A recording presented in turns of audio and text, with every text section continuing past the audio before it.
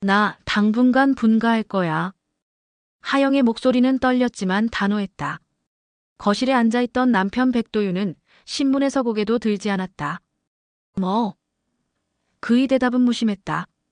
옆에서 설거지를 하던 어머니 최말자가 물수건을 던지듯 싱크대에 내려놓았다. 무슨 소리야 갑자기. 부부가 무슨 일이 있다고 분가를 해. 하영은 입술을 깨물었다. 20년이 다 되어가는 결혼 생활 동안 자신의 의견은 늘 뒤로 밀렸다. 직장 생활을 하면서도 집안일은 당연히 여자의 몫이었고 명절에는 친정어머니까지 동원해야 시댁일을 해낼 수 있었다. 하영은 고등학교 음악교사였다. 학생들 앞에서는 당당했지만 집에만 들어오면 목소리를 낮췄다. 도윤은 회계팀장이라는 직함을 달고 있었지만 집에서는 대화보다는 침묵을 택했다. 그는 아내가 무엇을 원하는지 물어본 적이 없었다. 엄마, 나 이제 못 참겠어. 하영이 말했다. 애가 없는 것도 내 탓 같고 집안일도 내 탓 같고 남편 기분도 내가 맞춰야 하고. 난 도대체 누구야? 말자는 딸의 눈을 피했다. 하영아, 그래도 참아야지. 여자는 원래 그런 거야. 엄마도 그렇게 살았어. 하영은 고개를 저었다. 엄마는 그렇게 사셨을지 몰라도 난 더 이상 그렇게 못 살아. 도윤이 신문을 접으며 말했다. 당신 요즘 너무 예민한 거 아니야? 갱년기야? 하영은 웃음이 나왔다. 자신의 고통을 나이 탓으로 돌리는 남편이 너무 낯설었다. 예민한 게 아니라 이제 정신 차린 거야. 그녀는 방으로 들어가 캐리어를 꺼냈다. 옷가지 몇 벌과 악보, 그리고 오래전 사두었던 다이어리를 넣었다. 다이어리 첫 장에는 23세 하영이 적어놓은 문장이 있었다. 나는 내 목소리로 노래하는 사람이 되고 싶다. 어느 순간부터 그 목소리는 사라졌다. 결혼을 하고 아이를 기다리고 실패하고 또 기다리며 그녀는 자신을 잃었다. 하영은 집을 나서며 뒤돌아보지 않았다. 어머니는 현관까지 쫓아왔지만 말리지는 않았다. 말자의 눈에는 당혹감과 그리고 묘한 두려움이 어려 있었다. 하영은 동료 교사의 소개로 얻은 작은 원룸으로 향했다. 짐을 풀며 그녀는 처음으로 자유로움을 느꼈다. 좁았지만 이곳은 온전히 자신만의 공간이었다. 말자는 며칠 동안 잠을 이루지 못했다. 딸이 집을 나간 것이 믿기지 않았다. 그녀는 도윤에게 전화를 걸었다. 백서방 하영이한테 뭘 잘못한 거야? 도윤은 한숨을 쉬었다. 저도 모르겠어요, 장모님. 갑자기 성격이 변한 것 같아요. 말자는 화가 났다. 뭘 잘못했는지 생각은 해봤어? 전화 끝에 침묵이 흘렀다. 말자는 전화를 끊고 딸에게 문자를 보냈다. 하영아, 엄마가 밥 해줄게. 집에 와. 답장은 간결했다. 엄마, 나 혼자 밥 먹을 줄 알아. 말자는 가슴이 답답했다. 자신이 딸을 위해 한 모든 일들이 무의미하게 느껴졌다. 일주일 후 말자는 딸 의원룸을 찾아갔다. 초인종을 누르자 하영이 문을 열었다. 엄마, 왜 왔어? 말자는 딸의 얼굴을 살폈다. 피곤해 보였지만 눈빛은 전보다 또렷했다. 하영아, 이혼하려고. 하영은 고개를 저었다. 아직 모르겠어. 일단 나를 찾고 싶어. 말자는 거실에 들어와 앉았다. 좁은 공간에는 피아노건 반그림이 그려진 포스터가 붙어 있었다. 엄마, 평생 나한테 뭐라고 했는지 기억나? 하영이 물었다. 말자는 입술을 깨물었다. 참으라고 맞추라고 여자는 그래야 한다고. 하영의 목소리는 떨렸다. 그 말들이 날 얼마나 죽였는지 알아? 말자는 처음으로 딸의 아픔을 마주했다. 자신이 옳다고 믿었던 조언들이 딸에게는 독이 되었다는 사실이 충격이었다. 미안해, 하영아. 엄마가 틀렸어.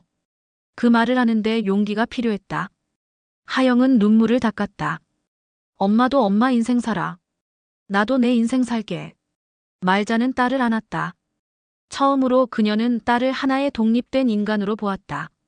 하영은 독립한 뒤 자신의 삶을 재정비하기 시작했다.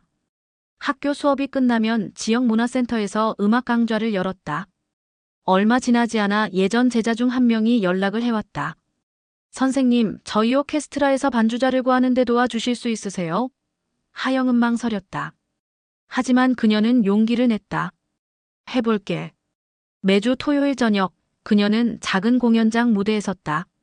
피아노 앞에 앉아 첫 건반을 누르는 순간 그녀는 자신이 얼마나 이 순간을 그리워했는지 깨달았다. 음악은 그녀에게 목소리를 돌려주었다. 한편 도유는 혼란스러웠다. 아내가 떠난 후 집은 텅 비었다. 그는 처음으로 하영이 얼마나 많은 일을 해왔는지 알았다. 빨래, 청소, 식사 준비. 모든 것이 그녀의 손에서 이루어졌다. 도유는 친구에게 하소연했다. 아내가 갑자기 이상해졌어. 친구는 고개를 저었다. 아니, 넌 이제야 아내를 보기 시작한 거야. 도유는 부부 상담을 신청했다. 상담사는 그에게 물었다. 아내가 좋아하는 음식이 뭔가요? 도유는 대답하지 못했다. 아내의 꿈이 뭔가요? 모르겠습니다. 상담사는 말했다. 20년을 함께 살았는데 배우자를 모른다면 그건 사랑이 아니라 동거였던 거예요. 도유는 충격을 받았다. 그는 하영에게 편지를 쓰기 시작했다. 매일 한 통씩 자신의 반성과 변화의 의지를 담았다. 하영은 편지를 읽었지만 답장하지 않았다.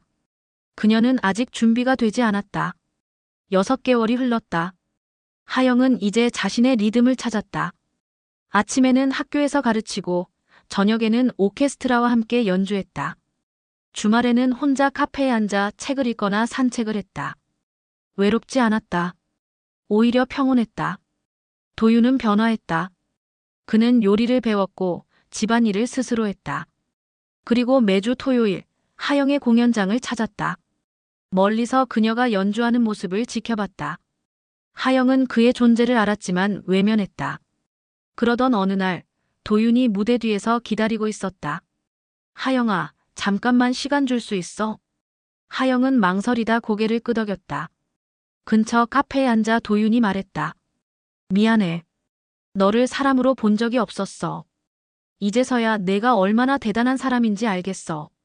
하영은 차를 마시며 대답했다. 고마워. 근데 그게 나에게 돌아갈 이유는 안 돼.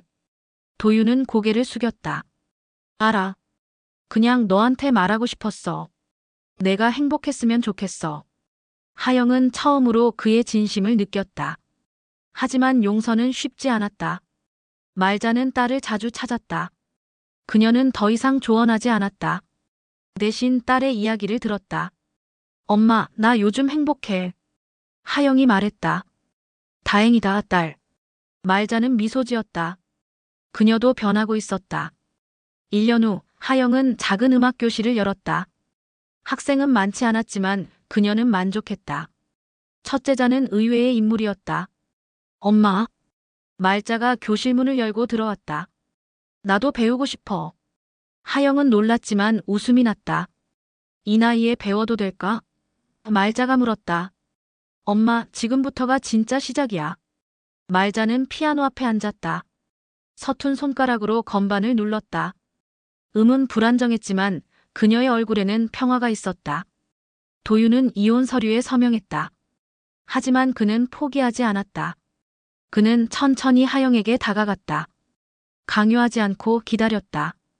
어느 날 하영이 그에게 물었다. 진짜 변한 거야? 도유는 고개를 끄덕였다. 아직 멀었지만 매일 노력하고 있어. 하영은 그의 손을 잡았다. 천천히 가보자. 다시 시작할 수 있을지는 모르겠지만. 도유는 눈물을 흘렸다.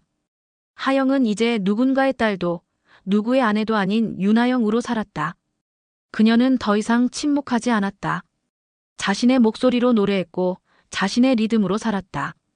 무대 위에서 반주를 시작할 때마다 그녀는 생각했다. 이제야 내 인생이 시작됐어. 음악은 계속 흘렀고 하영의 삶도 계속 흘러갔다. 그녀의 목소리는 이제 누구에게도 가려지지 않았다.